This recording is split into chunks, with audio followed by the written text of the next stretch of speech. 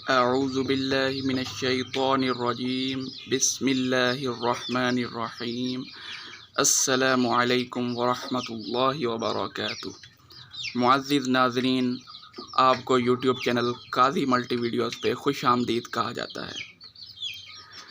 नाज़रीन, आज का जो टॉपिक है वो बहुत ही अहम है चूज़ों के हवाले से कि जब हम चूज़े निकलवाना चाहते हैं इनक्यूबेटर से या मुर्गी से, तो हम किस तरह एक मेयारी किस्म का चूज़ा हासिल कर सकें जो बड़े होके अच्छे पट्ठियों में और उसके बाद फिर अच्छी लेयर मुर्गियों में या ब्रीडर मादियाँ और मुर्गों में कन्वर्ट हो सके। तो दोस्तों, आपने अक्सर सुना होगा कि कहते हैं कि बस अंडा जो है ना फर्टाइल होना चाहिए तो उसमें से चूज़ा निकल आता है। इसमें कोई शक नहीं कि अंडा फर्टाइल हो तो उसमें से चूज़ा निकल आता है।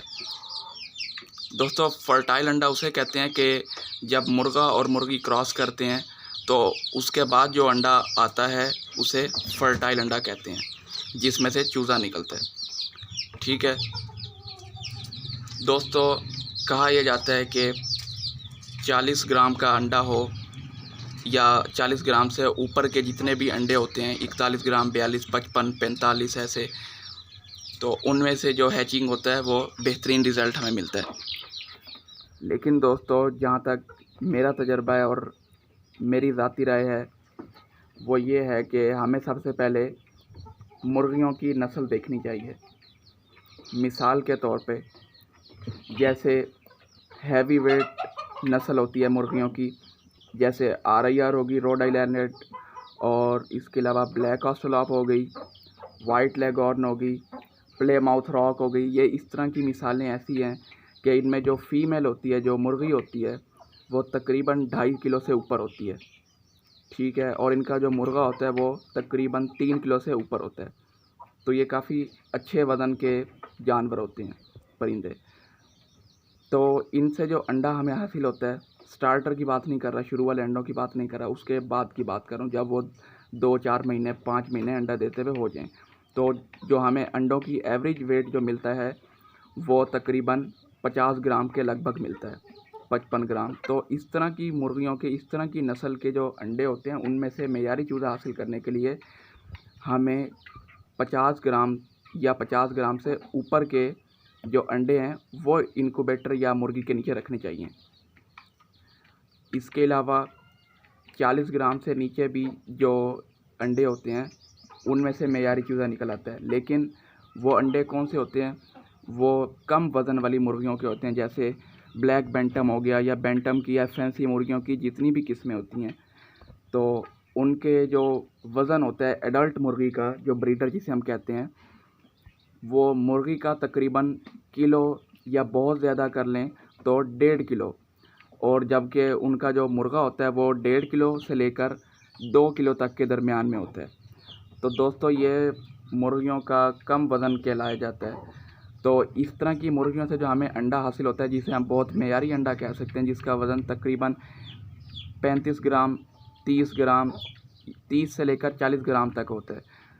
तो इस तरह का जो अंडा होगा उसमें से इस तरह की नस्ल का बहुत ही अच्छा मेयारी चूज़ा हमें हासिल होगा।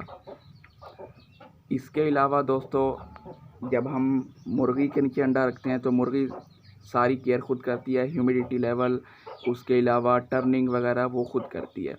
जबकि हम जब इनक्यूबेटर में रखते हैं, अगर वो फुली ऑटोमेटिक हो फिर तो ठीक है, वो सारा कुछ खुद कंट्रोल कर लेगा, ह्यूमिडिटी भी और उसके अलावा टेम्परेचर भी। लेकिन अगर मैनुअल इनक्यूबेटर हो तो उसमें टेम्परेचर खुद कंट्रोल होगा, जबकि टर्निंग हमें कंट्रोल करनी पड़ेगी। तो टर्निंग के लिए दोस्तों 2 से 3 घंटों के बाद आपने एक दफ़ा लाजमी आपने टर्न करना है अंडे को। टर्न का मतलब होता है पलटाना। अंडा जिस हालत में पड़ा होगा आपने उसकी साइड बदल देनी है, जिससे यूँ होगा कि उसके अंदर जो जर्दी होगी वो चिपकेगी नहीं, और एम्ब्रियो को जो हरकत चाहिए होती है, चूज़े जो बन रहा होता है अंदर अंडे के, उसे जो हरकत चाहिए होती है कि वो प्रॉपरली ग्रो कर सके, उसकी डेवलपमेंट सही हो सके, तो वो उसको हरकत मिल जाती है। तो दोस्तों आपने एक दिन में तकरीबन 9 से लेकर 12 दफ़ा, एक दिन 24 घंटा होता है, तो आपने 9 से लेकर 12 दफ़ा आपने अंडों को पलटना है। ठीक है, ये कम से कम 2 घंटे के बाद और ज़्यादा से ज़्यादा 3 घंटों के बाद। इससे ऊपर टाइम नहीं होना चाहिए दोस्तों।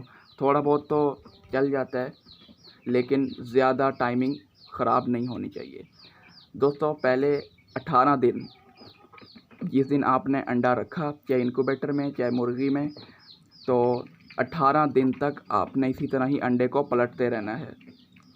फिर उसके बाद जब 18 दिन मुकम्मल हो जाते हैं, तो आपने अंडे को किसी ऐसी जगह पर रखना है जो रोलिंग वाली ना हो, जहाँ पे अंडे की टर्निंग ना हो सके, क्योंकि दोस्तों 18 दिनों के बाद चूज़े ने बाहर आना होता है, तो वो जो है हरकत की ज़रूरत नहीं होती उसे। तो इसीलिए अगर आपने इनक्यूबेटर में रखा है और इनक्यूबेटर सेमी ऑटोमेटिक है या फुली ऑटोमेटिक है, तो दोस्तों उसमें आपने रोलिंग ट्रे निकाल देनी है और अंडों को फ्लैट ट्रे पे आपने रख देना है। ह्यूमिडिटी का लेवल पहले 18 दिन 50 से लेकर 55% तक होना चाहिए, जबकि 18 दिन से लेकर 18 यानी कि 19, 20 और 21वें दिन ह्यूमिडिटी लेवल वो जितना आप बढ़ा सकें बढ़ा दें।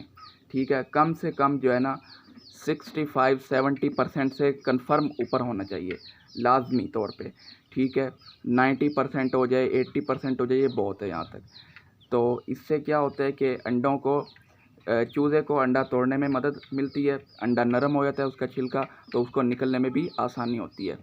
इसके अलावा दोस्तों चूज़े के वज़न में, जब चूज़ा बन रहा होता है तो ह्यूमिडिटी का बहुत अमल दखल होता है उसमें।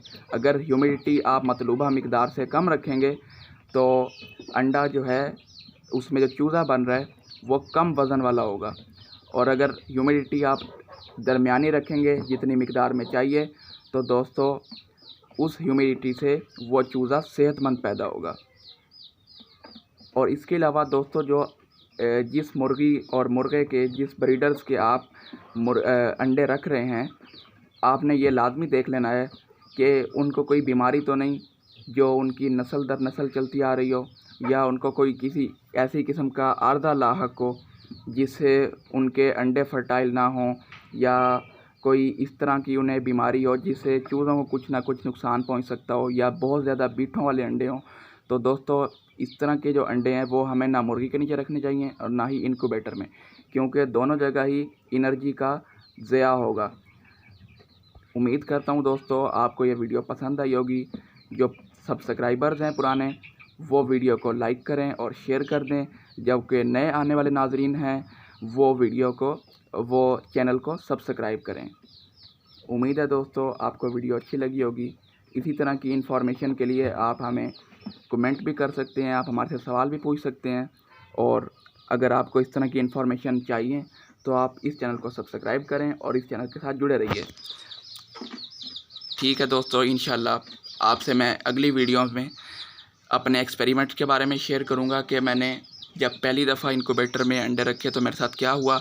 तो अगर आपने वीडियो देखनी है तो नीचे कमेंट लाजमी करें। ठीक है दोस्तों, नेक्स्ट वीडियो में मुलाकात होती है इंशाल्लाह। अल्लाह हाफिज़।